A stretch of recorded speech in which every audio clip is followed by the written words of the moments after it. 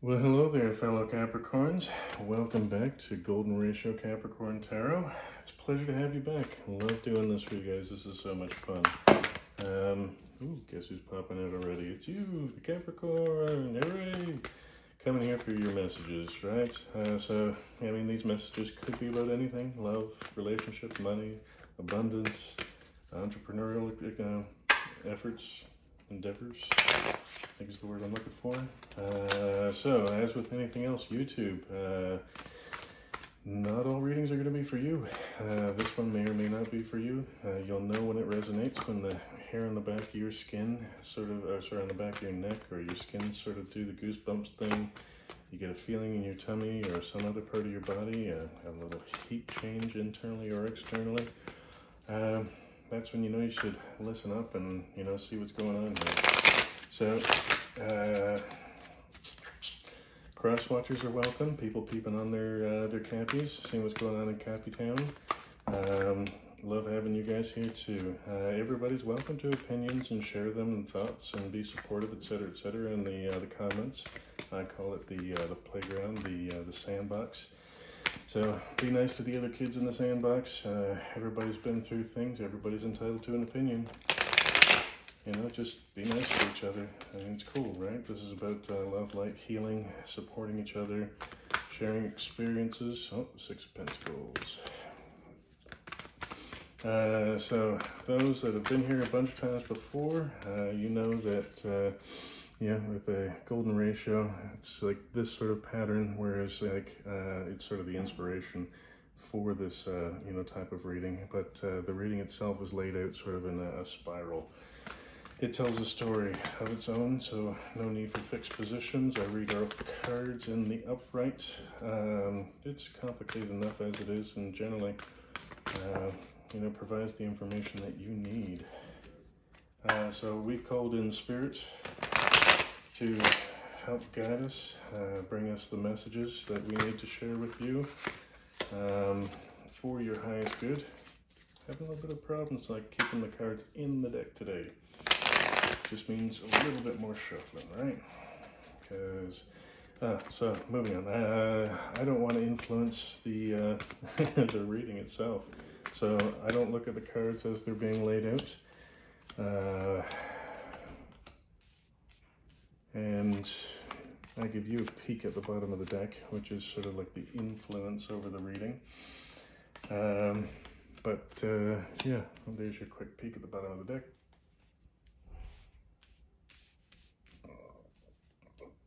All right, so moving on to the clarifier deck, 7 of Wands. Yeah, so my objective here is to read this as truthfully, honestly, objectively as possible so that you can get the greatest amount of clarity as I can possibly deliver. That doesn't mean all things that I express about certain cards or thoughts are 100% true for you. They may or may not apply. You may want to go back and look up cards and their meanings, other places, Biddy Tarot, whatever. And, kind of delve into it, right? Because, if a card triggers you, maybe you want to look it up and get more info about it. So we'll take that one there and continue. Again, this is about love, light, healing. Just, the message that you need to hear today for your greatest good. And 8 of Wands at the bottom of the deck. Movement. This could be physical movement. This could just be fast-moving energy, moving along, leveling up. And the 5 of Cups. So, about healing, being grateful. I like the other deck where it shows, the girl with 3 overturned cups. The 4th cup, kind of, she's kicking it over like, man, life kind of sucks, whatevs. But she's got this 5th cup beside her that's completely full. So, it's about being grateful for what you have, because we often have a lot more than we think that we do. This one wanted to poke at 2 of Cups. So this could very well be about love, soul contracts. I'm just kind of curious there. The 5 of Cups card slid down a little bit, so let's get you on your way. Queen of Cups, she's been popping up for you a lot lately. Compassion, self-love, compassion towards others. It's about your emotions. She's in control of them. She chooses to respond as opposed to react to situations as they come. The Six of Swords is about moving to calmer waters. So, again, keep in mind, the universe is constantly giving you gifts. You have a lot more than you may believe that you do if you're feeling a little apathetic. But things are moving on to calmer waters, and, do so with compassion, both for yourself and for people around you. The Seven of Pentacles, it talks largely about the seeds that you've planted, the things that you're growing, the business that you're growing. It's not quite ready to harvest yet, but it's coming. It's coming close. Have faith, have patience, be compassionate to yourself and to other people. And the Magician is about pulling in all that energy from around you, from the various elements, earth, air, fire, water, and ether, right? I don't know if I nailed them all there, but whatever, we're moving on. So bring things down from the ethereal into reality, creation. So doing so with compassion and understanding that it'll take a minute, right? Manifestations. So, so Eight of Wands duplicated here. We talked about that. That's the quick moving energy. This could literally mean moving, within your city, your state, your country. Maybe, well, it seems unlikely to be moving sort of intercontinentally, but can happen. So, things are moving. Get ready. And Tower moment with the Eight of Wands. Yeah, this looks like a big one. So towers, people often look at these moments as, oh my God, I'm so scared. It's like the Death card. It's rebirth, right? Things need to be taken down before they can be rebuilt properly on better foundations. So it's often about the ego and limiting beliefs or false beliefs. Dig into this moment and say to yourself with compassion here that whatever you're being fearful of or having, difficulty sort of accepting as you're creating here, that, it's happening for a higher purpose, and it's about you letting go of some limiting beliefs that don't no longer serve you. And do so with compassion. This is for your highest good, right? So the Knave of Coins or the Page of Coins, beautiful energy, sort of youthful, vibrant. You could say a little bit naive, but not really. Yeah, so it's really about taking, what's in the ethereal and bringing it down to reality. So sort of like a creation card. And, it's brought forth with, the creator himself or herself, however you want to look at the energy. I see, this card as being very, spirit, God sort of centric. It can be about learning education. It can be about, larger corporations and, controlling entities, banks, governments, that kind of stuff. But I get the real feeling that, this is about you and your growth and the things that you need to move on to the life that you want to create here with your Magician, right? So, the Devil. Some people get scared, but this is us. This is the Capricorn. This is about looking in the mirror and, facing the truth. We have our bonds that are, not true. Like addictions, like gambling, sex, drugs, whatever. But we can also be addicted to thoughts or emotions or like depression, things like this, right?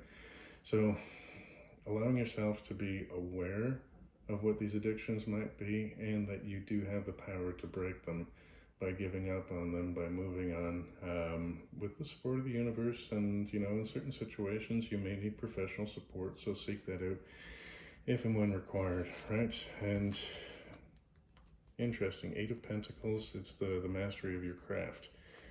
This could be a suggestion that you're working too hard and you are addicted to your work, or it could be more about that sort of like you've been addicted to, you know, that Five of Cups kind of energy, and you need to work at it and master it before you can move on. But, you know, Spirit is helping you, you know, to move past this energy. The Ace of Swords. All aces are gifts from the universe, and this one comes in the form of a truth, an idea. Just kind of a beautiful moment when these things come along, and so connected, right? I mean, you've got your tower, you've got Spirit watching over you, and it's a new beginning. So the Fool, new beginning, beautiful energy. I love the Flower of Life. Down here underneath this is beautiful woman. It kind of looks like she's taking a risk, like almost naively, but she's under control. She's got this, and yeah. Well, I mean, that's kind of interesting. Let's keep going, see how this goes. Another ace, another gift from the universe. Not all aces, or sorry, not all pentacles are, you know, about money per se, but I kind of get the feeling like this one is. However, it's crossed with the Eight of Swords, so feeling trapped. Again, this is in the mind space. I love this depiction. I talk about it often. You know, you look in, you know, reality here, there's no bondage, there's no problems. You know, she just seems a little bit down. But like in this mirror image, the dysmorphia, she's bound, and there's all these ravens or crows sort of like flying around her, tying her up even further. And, you know, what this card and this energy tries to demonstrate to you is that a lot of things are in our mind space, limiting beliefs, false beliefs, going back to this tower moment here, and the Five of Cups energy we were talking about, like being more grateful for what it is that we have. So, you know, not all of our beliefs are true. Some of them were developed in our childhood or given to us by other people that, you know, maybe they developed them in their childhood. But not all of them are based on sound logic, and not all of them are applicable. But, I mean, you know, listen to this phrase. Henry Ford's, you know, quote, so famous, you know, it's whether you think you can or cannot, you are right. So, coming back to this Fool energy and these two aces, you need to release those limiting beliefs so that you can apply this tower moment and move ahead with the beauty that's coming to you. Eight of Pentacles, again, a mastery of your craft. What's crossing at this time? The Ace of Pentacles. So you've just had the Ace of Pentacles. Maybe it's time for you to dig into that Ace of Pentacles energy and figure out how you can master that, like, and how it applies to you. But I mean, gifts from the universe galore here. That is absolutely amazing. So, mastery of yourself. Part of that self-mastery is about, you know, healing your heart. The Three of Swords is largely about healing your heart. We've all been through traumas and difficulties, you know, and maybe that's what's showing up here in this limiting belief. Maybe you don't think you're pretty enough or handsome enough to get that, you know, person that you're sort of aspiring to have in your life. Maybe you don't think you have the education or you know, the qualifications for a job. Understand that you can get them. You can do it. Sometimes often you can do it while you're doing it, if you will. Like, you know, a lot of entrepreneurs start out and, you know, they don't have all the skills, you know, like you get the basic skills that you need, and you learn like while you're going. Understand that you will heal and need to heal. We're always healing. And walking away from that this is the Eight of Cups, and she's walking away from this beautiful little burn ceremony, letting go of, you know, what it is that sort of hurt her heart beforehand, you know, and probably back here to the Eight of Swords energy.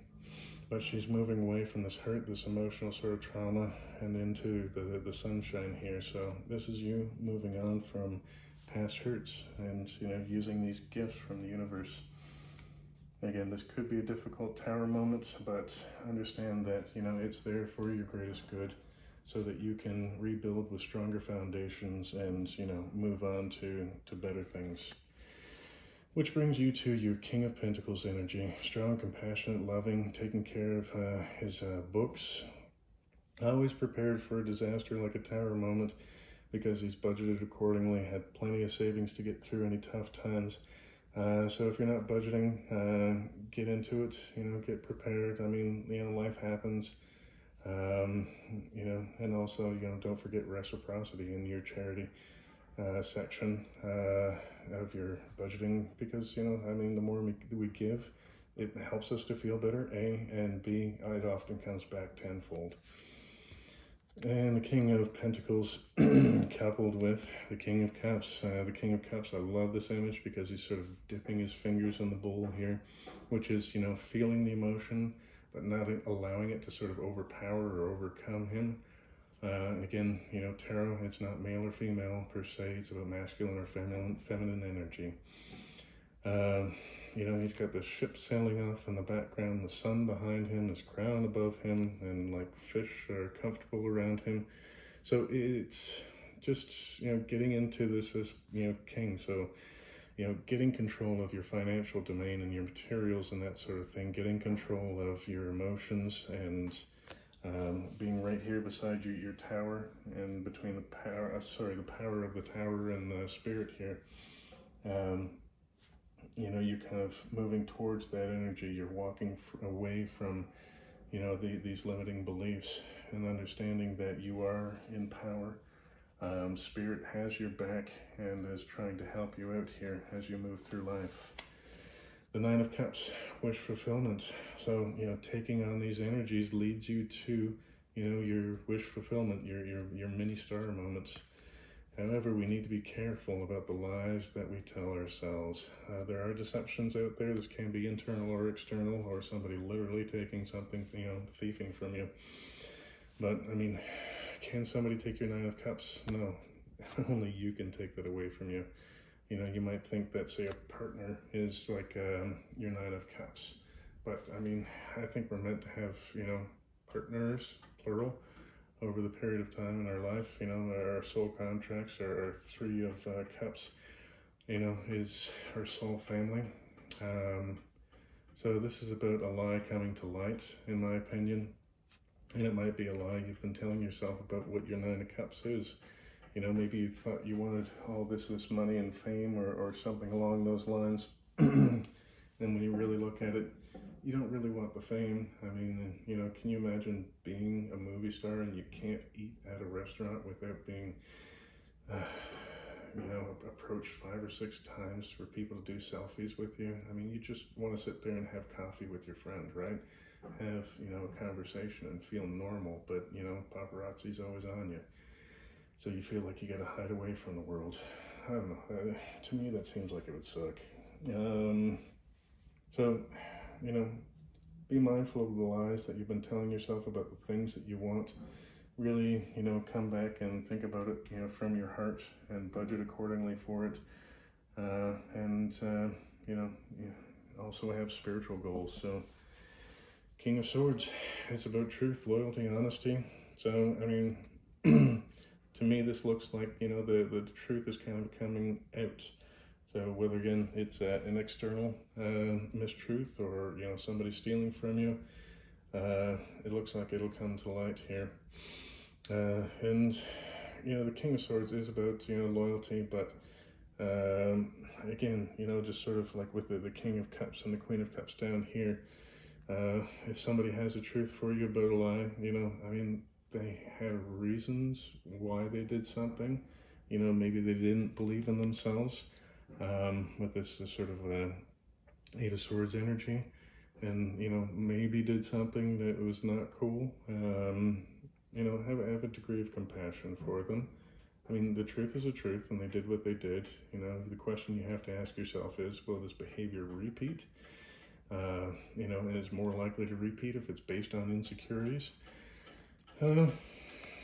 So, 10 of Pentacles. So the truth is coming out about money. I like the 10 of Pentacles, or I love the 10 of Pentacles, because, well, it could be about houses, home, that sort of thing, but Pentacles aren't always about, money. It's sometimes materials, time, attention. So this might be about somebody sharing the truth with you in, hopefully a compassionate way. But, 10 of Pentacles is about, like, having enough or so much that, you can share it with your loved ones. and really enjoy them. So, you know, 10 of Pentacles after your 9 of Cups, you know, that's looking more interesting. So again, you know, continue working with your gratitude journal there. 5 of Swords. Interesting that it's opposite your 8 of Swords down here. 5 of Swords, sort of apathetic, feeling like the odds are stacked against you. Maybe that you're not good enough. You have, in a negative aspect, it's like winning at all costs. So that's almost like, you know, you're thief up here and lying and cheating to get what you want. Again, not cool. If that's sort of your habit, I feel like that's kind of based on, you know, this sort of, you know, mental mindset, and, you know, with the 5 of Swords as well, that this is the only way that you can go about getting what you want. And I believe that's not true, because anybody can build themselves up. Like, don't get me wrong, not everybody's going to be a rapper, but a lot of people have gotten out of the ghetto, like me becoming a rapper. Likewise, you know, you can change your life by opening up a business, and it's so much easier to do, like, you know, online businesses these days, and nobody cares about your age, your race, your religion. When you've got an online store, they just either want to buy your stuff or they don't. And it's not about you, it's just about your pricing and the way that you're selling it, like sales tactics. So maybe a little bit of sales training to kind of build up that skill. Marketing. I don't know. Again, if you can go back and heal these limiting beliefs and understand that they are not necessarily true, that you can overcome them. And yeah, so it looks like this limiting belief does come back from childhood, because 6 of Cups is about basically like looking back to the past. You know, in a positive sense, it's nice to go back and visit the past and visit happy memories.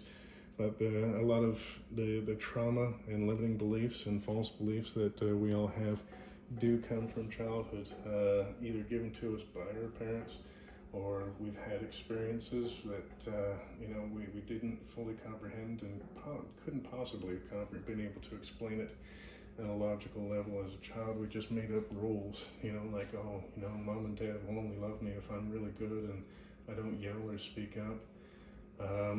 Where that's not true. I mean, part of life, part of relationships is that, you know, you should be able to share the truth, and, you know, sometimes difficult truths, and understand that that person will still love you even if they're angry in this moment, right?